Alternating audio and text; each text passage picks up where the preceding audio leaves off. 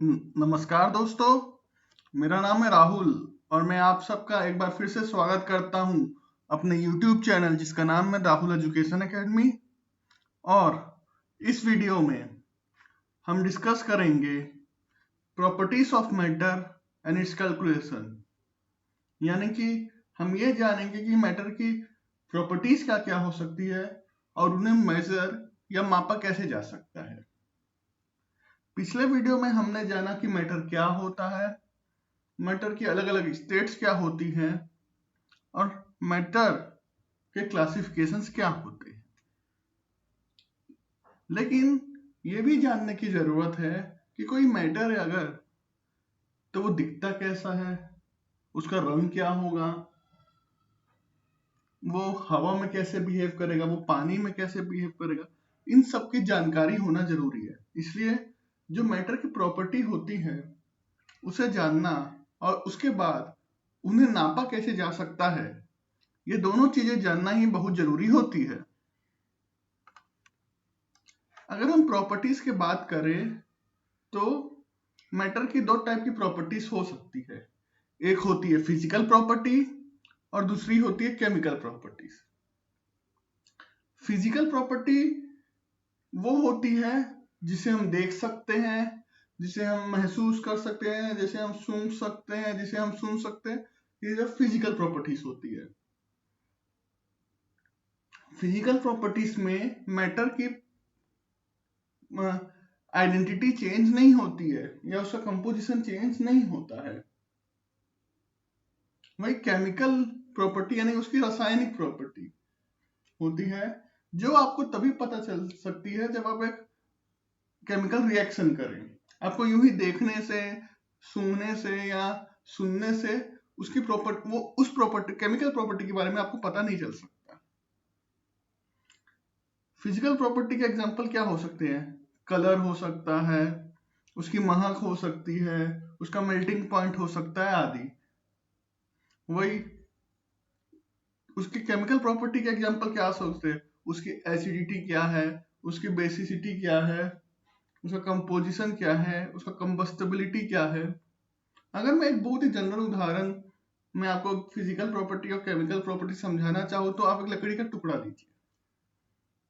आप अगर एक लकड़ी का टुकड़ा लेते हैं तो आप ये बता सकते हैं कि उसका शेप क्या है, उसका रंग क्या है, वो महक रहा है कि नहीं महक रहा है, आप ये बता सकते हैं। लेकिन अगर आपको ये जानना है कि वो जल कितना सकता है, वो लकड़ी का टुकड़ा, तो जब तक आप उसे जलाएंगे नहीं तब तक आप उसे बता नहीं सकते कि वो लकड़ी कितनी जल सकती है। ये ध्यान रखें कि अलग अलग पेड़ों की लकड़ियों की अलग अलग ज्वलनशीलता होती है। तो जब तक आप एक लकड़ी को जलाएंगे नहीं, आपको पता नहीं चल सकता कि वो लकड़ी कितनी जल सकती है, उस लकड़ी का टुकड़ा। लेकिन जैसे ही आप उसे जलाएंगे, वो लकड़ी लकड़ी नहीं रही, जलने के बाद वो राख बन जाएगी। इसलिए वो केमिकल प्रॉपर्टी में आती है। जबकि उसका कैसा दिखता है, क्या रंग है, कैसे महक रहा है, ये सब फिजिकल प्रॉपर्टीज में आता है। अब हम डिस्कस ये करेंगे इस वीडियो में, बाकी के वीडियो में फिजिकल प्रॉपर्टीज के बारे में। हम उसी पे अपना ध्यान केंद्रित करते हैं इस वीडियो पे। केमिकल प्रॉपर्टी के बारे में हम बाद के वीडियो में डिस्कस करेंगे। तो अगर मैं फिजिकल प्रॉपर्टी की बात करूं तो बहुत पहले ऐसा होता था कि दो सिस्टम होते थे फिजिकल प्रॉपर्टीज को मेजर करने के लिए। एक होता था इंग्लिश सिस्टम, जैसे कि नाम सजेस्ट कर रहा है, ये जनरली कि इंग्लैंड के एरिया में इस्तेमाल किया जाता था। और ये दूसरा होता था मैट्रिक सिस्टम। ये उन जगहों पे इस्तेमाल किया जाता था जहां पे अंग्रेजी शासन नहीं था या और जगहों पे इस्तेमाल किया जाता था। लेकिन इससे बड़ा कंफ्यूजन हो जाता था क्योंकि ये दोनों अलग अलग मापदंडों पे बेस्ड थे, अलग अलग मापदंडों पे इनका मेजरमेंट होता था। तो अगर एक दुनिया के किसी एक कोने के साइंटिस्ट ने इंग्लिश सिस्टम यूज किया तो वो बड़ा कंफ्यूज हो जाता था कि मैट्रिक सिस्टम में उसे कैसे समझे। तो इसके कारण बहुत कंफ्यूजन हो जाता था। इस कारण से क्या किया गया, एक बहुत बड़ा कन्वेंशन रखा गया 1800 के बाद आसपास, ये डिसाइड करने के लिए कि कोई एक ऐसा सिस्टम बनाया जाए जो यूनिवर्सली पूरे विश्व में जिसे लागू किया जा सके और उसे समझा जा सके, ताकि अगर कोई मेजरमेंट किसी दुनिया में कोई साइंटिस्ट कर रहा है तो दूसरे कोने में दूसरे साइंटिस्ट को उसे समझने में थोड़ी सी भी दिक्कत ना हो। और इसीलिए the international system of units, जिसे कि शॉर्ट फॉर्म में एसआई यूनिट भी कहा जाता है, इसे निर्धारित किया गया और एक सहमति बनी कि ये एसआई सिस्टम ऑफ यूनिट्स को इस्तेमाल किया जाएगा जब रिजल्ट्स को प्रेजेंट किया जाएगा दुनिया के सामने या कोई भी कैलकुलेशन किया जाएगा। ये डिसाइड किया गया कि 7 एसआई यूनिट्स होंगे अलग अलग। ये फंडामेंटल और बहुत ही बेसिक यूनिट्स होंगे और ये यूनिट जो हैं इनका इस्तेमाल करके कोई और भी प्रॉपर्टी जो इन सातों में शामिल ना हो उनको भी जाना जा सकता है। तो ये बहुत ही ज्यादा रिसर्च और बहुत ज्यादा डिस्कशन के बाद इन 7 को, तो चलिए समझते हैं कि ये 7 बेसिक यूनिट्स कौन से थे। तो ये 7 थे, इनका एक सिंबल था। फिर ये जो 7 बेसिक क्वांटिटीज थी उनकी एक एसआई यूनिट दी गई और उनके अलग सिंबल थे। तो जो पहला क्वांटिटी जिसे कि 7 में से एक फंडामेंटल क्वांटिटी थी वो थी लेंथ, जिसका यूनिट था एल।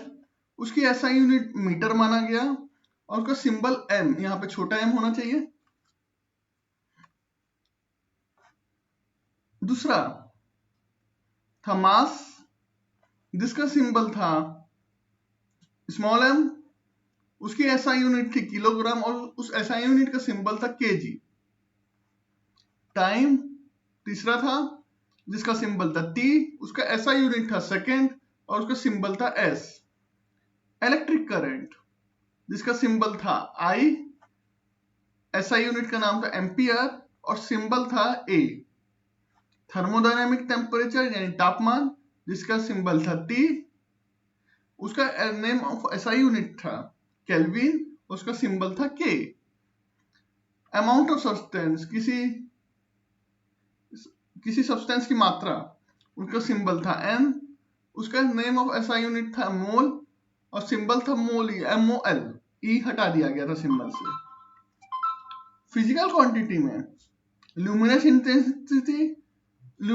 इंटेंसिटी मतलब किसी की चमकने की क्षमता, ल्यूमिनेसिटी, चमकने की क्षमता, उसका सिंबल था आई विथ स्मॉल ई। उसका एसआई यूनिट का नाम था कैंडेला और सिंबल था CD। और ये कहा गया कि इन 7 यूनिट को इन 7 फिजिकल क्वांटिटी को अगर हम इस्तेमाल करें तो कोई भी 8वीं प्रॉपर्टी का हम पता लगा सकते हैं।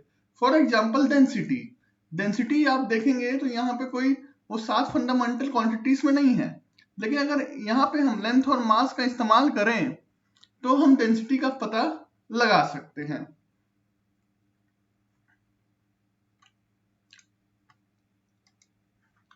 अब हम इन 7 में से कुछ उन क्वांटिटीज की बात करना चाहेंगे जो कि हमें आगे के लेक्चर्स में काफी इस्तेमाल होगा और जो कि इन जनरल केमिस्ट्री में जिनका काफी इस्तेमाल होता है। तो सबसे पहली चीज है मास एंड वेट। आम भाषा में अगर हम रोजमर्रा की जिंदगी की बात करें तो हम मास और वेट को लगभग सेम ही मानते हैं, पर अगर हम साइंटिफिक टर्मिनोलॉजी, साइंटिफिक भाषा की बात करें, हम केमिस्ट्री की बात करें तो ये दोनों का मतलब अलग अलग हो सकता है। तो चलिए जानते हैं कि इन दोनों में क्या फर्क हो सकता है। मास वो होता है जो किसी चीज का भार होता है, यानी कि वो कांस्टेंट। अगर आपका वजन 70 kg है तो वो हमेशा 70 kg ही माना जाएगा। उसका आपके वातावरण पे उसका कोई असर नहीं माना जाएगा।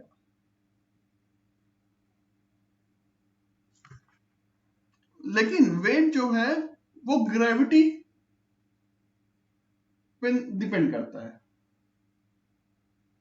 इसी कारण आप ये देखिए कि अगर आपका वजन इस यहाँ पे पृथ्वी पे 70 किलो है, तो चांद पे या मार्स में उसका आपका वेट जो है वो अलग होगा, क्योंकि वहां पे ग्रेविटी अलग है। तो ये फर्क है मास और वेट में। मास कभी बदलता नहीं है, जबकि वेट जो है ग्रेविटी के अनुसार बदल सकता है।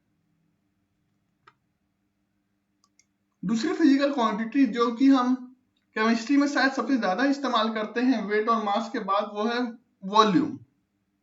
वॉल्यूम क्या है? कोई भी चीज कितनी जगह घेर रहा है, वो वॉल्यूम है।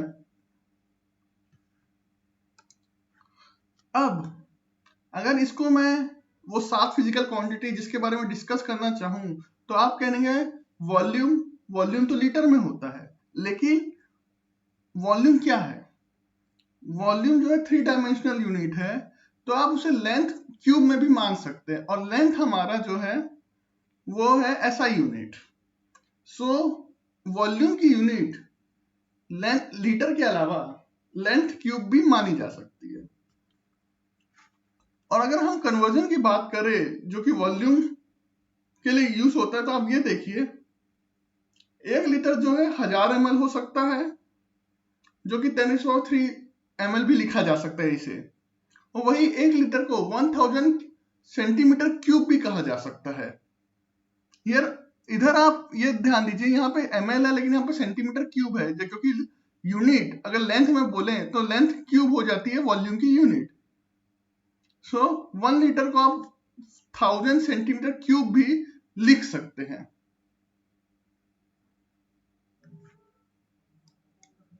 एक और क्वांटिटी जो केमिस्ट्री में काफी यूज होती है, वो होती है डेंसिटी। अब आप देखिए कि डेंसिटी जो है उसका फॉर्मूला है मास बाय वॉल्यूम। अब मास की ऐसा यूनिट होती है केजी, और लेंथ क्यूब, क्योंकि वॉल्यूम को हम लेंथ क्यूब लिख सकते हैं, तो अगर मैं लेंथ को सेंटीमीटर में ले रहा हूं तो उसे सेंटीमीटर क्यूब भी लिख सकता हूं, या मीटर क्यूब भी हो सकता है।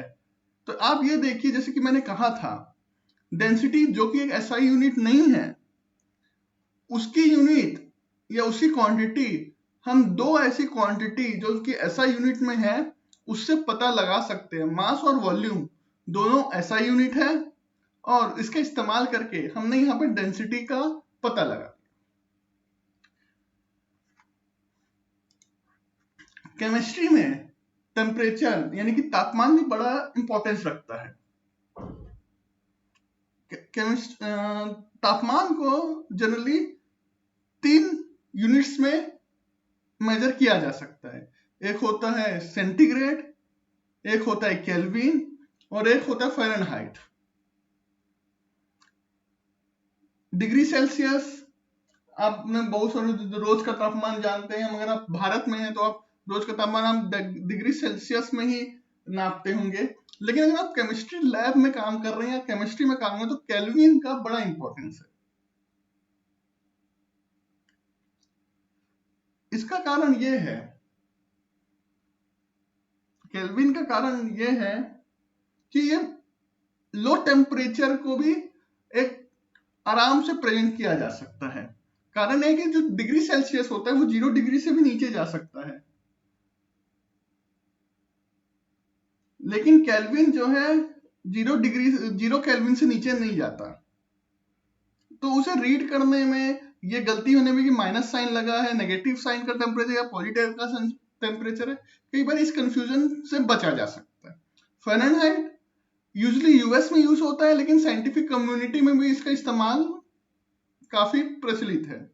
और आप देख सकते हैं फ़ारेनहाइट का को केल्विन में कन्वर्ट करने का, और केल्विन फ़ारेनहाइट को डिग्री सेल्सियस में कन्वर्ट करने का फॉर्मूला होता है 9/5 degree Celsius in degree multiplied by temperature in degree Celsius plus 32। वही केल्विन को डिग्री सेल्सियस को केल्विन में कन्वर्ट करने का फॉर्मूला होता है degree Celsius temperature in degree Celsius plus 273.15। तो आज की वीडियो में दोस्तों हमने जाना कि किसी भी मैटर की फिजिकल और केमिकल प्रॉपर्टी क्या क्या हो सकती है, और उसके बाद हमने जाना कि 7 ऐसा यूनिट जिसका इस्तेमाल करके किसी भी मैटर की फिजिकल क्वांटिटी मेजर की जा सकती है वो क्या होती है। और उसके बाद हमने ये भी जाना कि किन किन ऐसा यूनिट्स का केमिस्ट्री में ज्यादा इस्तेमाल होता है, या किन ऐसा यूनिट्स का केमिस्ट्री में उपयोग होता है केमिकल रिएक्शंस या कोई भी एक्सपेरिमेंट या रिजल्ट्स को समझने के लिए। उम्मीद करता हूं आपको ये वीडियो पसंद आया होगा। अगर आपको इस वीडियो से रिलेटेड कोई भी सवाल है तो कमेंट सेक्शन में जाके जरूर लिखिए और मैं उसका आंसर जल्द से जल्द करने की कोशिश करूंगा। मैं आपसे ये भी गुजारिश करूंगा कि आप इस वीडियो को लाइक करें, कमेंट करें, शेयर करें, ताकि ये वीडियो जल्द से ज्यादा लोगों के पास पहुंच सके। अगर आपके पास मेरे लिए कोई सजेशन है कि जिससे मैं और बेटर प्रेजेंटेशन दे सकूं और अच्छे वीडियोस बना सकूं, तो मैं प्लीज रिक्वेस्ट करूंगा उसे भी आप कमेंट सेक्शन में जाके जरूर लिखें। मैं नेक्स्ट वीडियो के साथ फिर से हाजिर हूंगा। Thank you.